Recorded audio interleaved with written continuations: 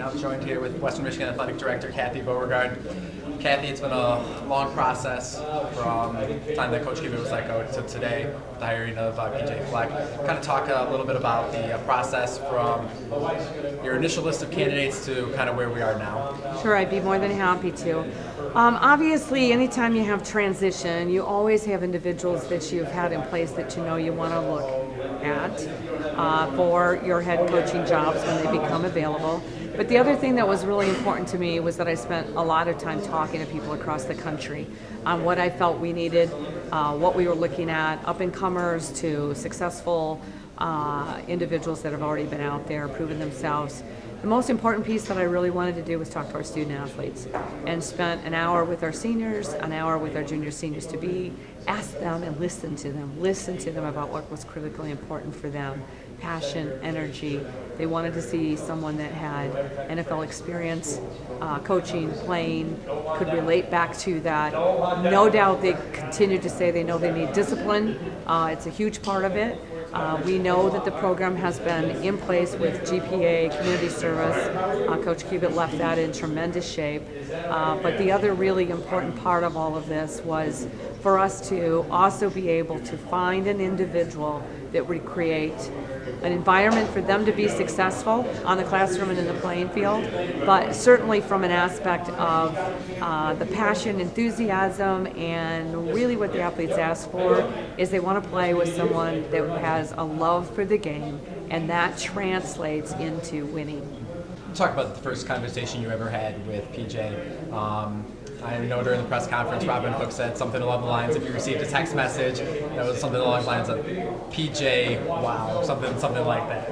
Well, I actually happened to be visiting a donor and doing some things, and I had gotten information from him, kept hearing about him, remembered him up as a player, and really was trying to put together all the pieces on him. A little different going from Northern Illinois to Rutgers to, the experience he had going down. So I really wanted to meet him and see if this was somebody that could be a good fit for Western Michigan. So I actually met him in Tampa and had dinner, thought we'd be there about an hour, and it was about 2.5 hours later. And he did really excite me. He made me believe in his passion for the experience for the student athlete, and honestly understanding how it intertwines between our student population and our community, which is really what we call our communiversity. So from the minute you met him, I knew it was really special, and then it was a matter of really validating that, looking at that. One of the things that was difficult is we had to work around his NFL, commitments, contract commitments with Tampa. So we were limited on when we could get to him, when we couldn't, how we could do that along with all the other schedules, but we were able to do that in some unique ways, and we're able to look at him and compare him to some other candidates that we had.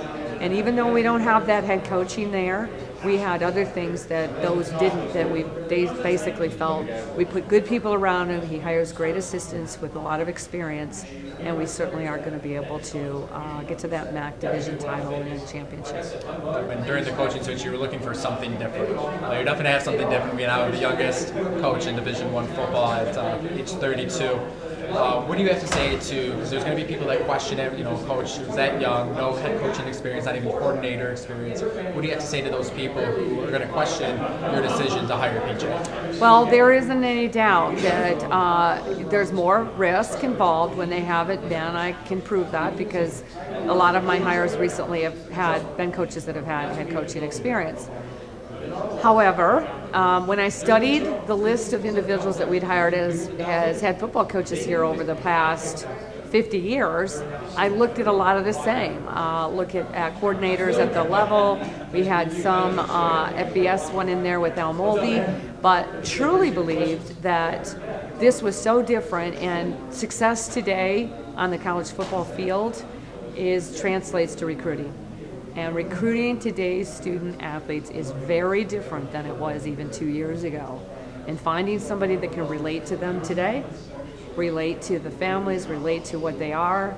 I actually have a 21-year-old son myself. I know it's different. And so what I believed we were going to possibly give up on that experience, we were absolutely going to gain on recruiting and his experience that we know the athletes were used as priorities. Last year when Andy Murray got brought in as the hockey head coach, you kind of went all out. You got probably one of the bigger names that you could get, and there was really maybe not like a financial, there wasn't like a restriction on financial. He's paid a little bit more to get the bigger name. Was there any talk of that at all during the search for a coach, or did you want to kind of go the same route as hockey, or was it just we're going to find the perfect fit for this team? We really needed to find the perfect fit. First of all, I'll go on record and say there's not another Andy Murray. He's that special, and for the way that came together with the former student athlete Jamal Mayers helping us with Andy Murray, it's a very special hire. We also at that time went forward as a university and said we are going to commit to hockey to win a national championship, and that is what we have done and said, and that is what we have shown with the hiring of Coach Murray. This one was different. We've seen what Coach Murray's done, we've seen the excitement that it's brought, we've seen the attendance increase, and felt if we can find that energy, we can find that person that's going to connect in so many different ways, differently than any coach we've ever had. You put Coach Fleck on the Zamboni and send them around the ice throwing candy to the lunatics, I think could be a pretty fun experience. And getting them to truly believe in getting familiar with Coach so that starts translating over to other things. And I think we can certainly find a tremendous amount of different ways to market and to utilize him to promote this university. And I think he's the perfect fit for that transformational time in our program and the university.